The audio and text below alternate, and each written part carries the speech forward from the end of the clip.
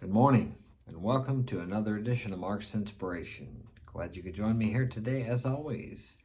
And welcome to my 1,377 subscribers. I lost one or two, but I gained a couple more. So welcome to you new subscribers. Glad you're here. Hope to provide something of value to you. I know I will. So here we go. What are we talking about today? Well, I don't really know what the name of the topic would be. Let's say men seeking foreign women. The reason I brought this topic up today is because a guy contacted me on Facebook that I had not talked to for years. I mean, maybe 30 years. Actually, I never was really good friends with him, but we were okay. We were like close friends, but we were friends and got along fine. So he contacted me out of the blue, so I thought, is this like a real guy or is this a scammer? So the guy had a nickname, so I asked him what his nickname was, and he told me, so we started talking. He's only about 45, but he had a stroke, and he was a union, I can't remember what he said, but he was making pretty good money, $35 an hour, and had a stroke, so he said he can't make it here, and he was going to the Philippines. He had a woman over there that he met there 3 years ago. And of course, because of the lockdowns, he couldn't go back over there. But he's going to move over there because he only gets about $1,200 a month and he can't survive on that over here. But over there, it's like 20 cents on the dollar, American dollar. So the dollar has a lot of strength over there and you can live pretty well on that much money. I met quite a few people when I lived in Latin America that were down there living on Social Security because they could not maintain the same lifestyle here in the U.S. that they can in a foreign country because of the power of the dollar.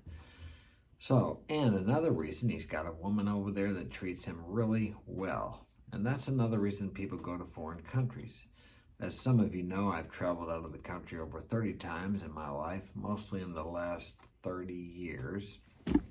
Yeah, actually all in the last 30 years because I never traveled out till I was over 30 years old. I would advise that you do that because it really broadens your horizons. And don't be afraid. If you look at the embassy website for whatever country you're going to, they may tell you it's a level 4 travel advisory. Be cautious. People getting kidnapped, robbed, beat, raped, whatever. Well, here's the deal. I can go right downtown St. Louis in certain parts of the town and have a very good chance of those very things happening to me. It's the same way when you travel to a foreign country. Just be aware of where you are, your surroundings, and what's going on. And don't wander too far off the beaten path. Because in most countries with tourism, where they have a lot of tourists, they protect that area. Even in Mexico, it's very dangerous there, but the cartel manages the areas around the tourist spots and keeps the, the low-class thugs out of there because the areas are usually owned by the cartels. The cartel and the government, what's the difference? So you don't have to worry too much being around there.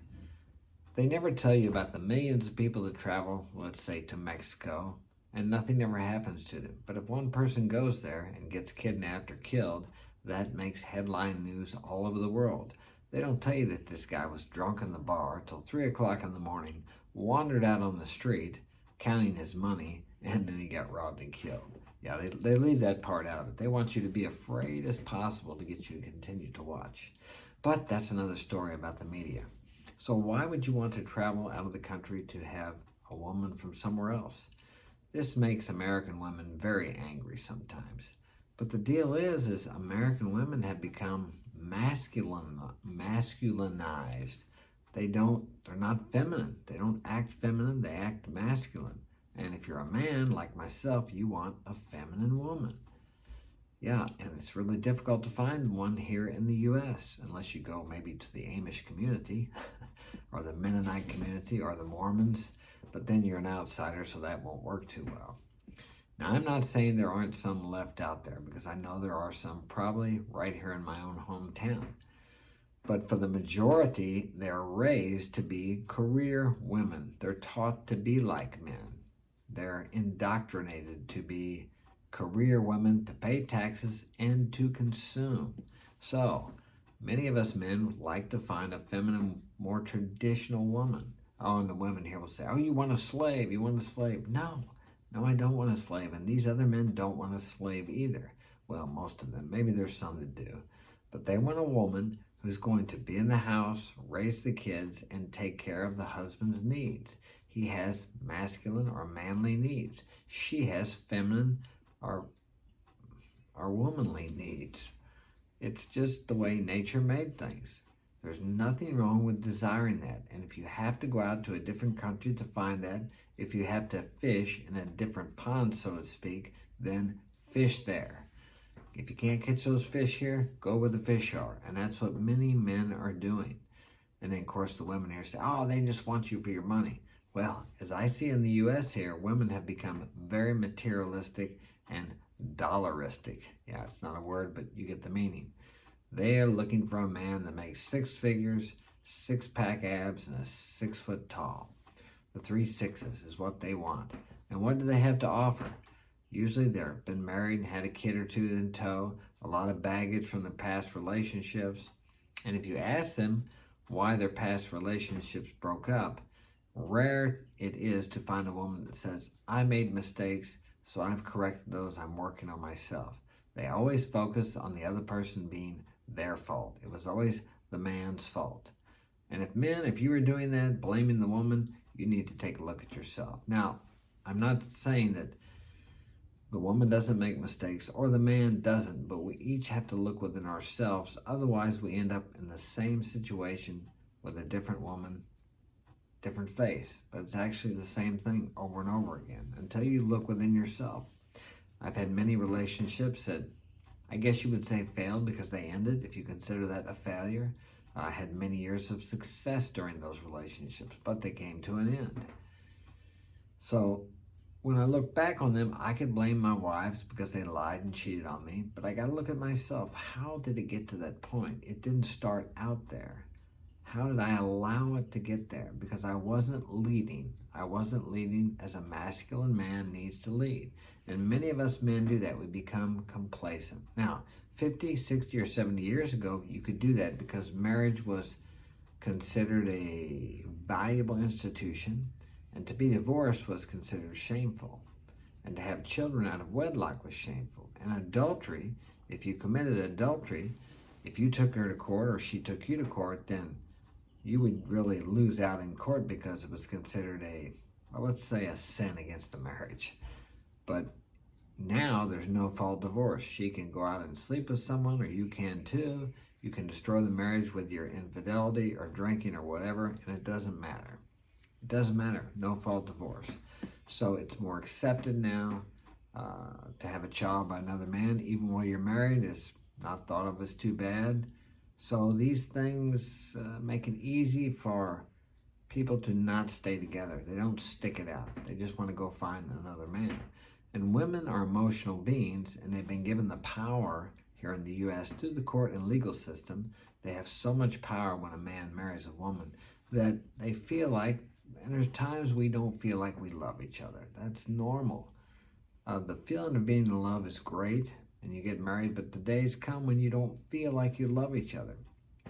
So what happens? Women being emotional beings, they'll be telling their girlfriends, well, I just don't feel like I love them anymore. Honey, you deserve to be happy. Do what's right for you. Yeah, so they break up the marriage and they go out and find another man, and guess what? After a while, they don't feel like they love him anymore either. Feelings have little to do with commitment, integrity, character, loyalty, these things. But it's so easy for people just to walk away from marriages, and especially the woman, because she benefits. Some people say never sign a contract where the other person benefits or the other party benefits for breaking it. And that's the way marriage is. If you marry a woman, let's say you have quite a bit of assets. Let's say you have a couple million in assets, and you marry her, you stayed married to her for 3 or 4 years, and she had nothing. Guess what? She's going to get a lot of those assets. And if you have a kid, you're going to be paying her for many years to come, and not paying her what it costs to take care of that kid, paying her according to how much money you make. So let's say you make $100,000 a year. and then you increase your income in 5 years to $500,000. She can come back every year and continue to raise that child support. Does it cost more to raise that children every year? Child? Maybe a little bit, but not that much. So you get the point. And that's until they're 21 if they decide to go to college. I'm not against supporting my kids, of course not. I've supported my kids. I've paid child support. I happen to have all my kids now. I don't pay child support, but I'll tell you this. It's much more inexpensive to raise them myself than it would be to pay child support. Imagine that. Yeah, no surprise there. But back to the foreign women. So foreign women are more likely to stay married if you stay in their country. Now, if you bring them over here, there's a good chance they can become Americanized, because they will have women telling them if things aren't going good at home, oh, honey, you don't have to put up with that crap. You know, you can make it here on your own. You don't have to have a man. Well, the reality is they don't have to have a man directly, but the man will support them, which is the government. So we've created this system. I call it a system of illusions. The illusion is on women. They don't believe they need a man, but in reality, they are supported by men. Men maintain the infrastructures, the systems, the apparatuses that allow them to live in the illusion that they don't need a man. Take the men away, everything would fall apart. And could the women rebuild it or keep it going? No, they couldn't. There you go, right there. They do not have the physical or the emotional, I don't want to say intelligence, capabilities to do what men do. Just like women are much better at raising kids and nurturing those kids because we don't have those physical and emotional characteristics and abilities like they do. Does it make them less than us? No, it doesn't. Does it make us better than them? No, it doesn't. It makes us different. Men and women are not the same. I think we can see that when a man decides to trans over to a woman. And then they compete in sports. I think we all see what happens there because of their ability as a man. They may have changed their equipment, so to speak, but they're still a man biologically. And it's not fair to women when they do that. So this equality or this sameness, I believe in equality for everyone. Hey, if you come with me and you can do the same work I can better, you should get paid more than I do. If you do it the same, you should get paid the same. If you can't do it as well as me, then you shouldn't get paid the same. I believe in equality everywhere. But let's have equality across the board. Oh, we don't want that. Prisons, convictions, court deals, things like that. Women are rarely convicted when a man is convicted of the same crime. Women serve much less time in prison than men do. It's just the way it's always been. And it's because inherently we all know that women don't think as logical as men do. Usually, I'm not saying there aren't exceptions. So we allow them to get away with more things because they're not held as accountable as men are. I'm sure you've all seen this in your life.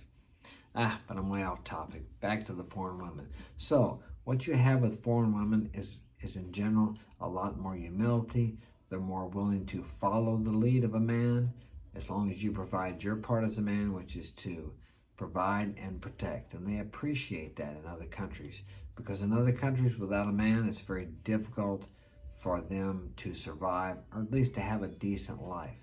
I know my ex-girlfriend from Colombia. She lived pretty good when she was with me because I took care of her. I have no problem with taking care of a woman, providing and protecting and supporting her if she does the same for me. And men here in the U.S. don't have a problem doing that either. And that's what we're supposed to do. So that's all I have time for today. Smash that like button, subscribe. If you'd like to donate, hit the PayPal button or the Cash App. And if you'd like to get my help personally, marksinspiration.com is my website. You can contact me there. I'm taking off here. Have a great day.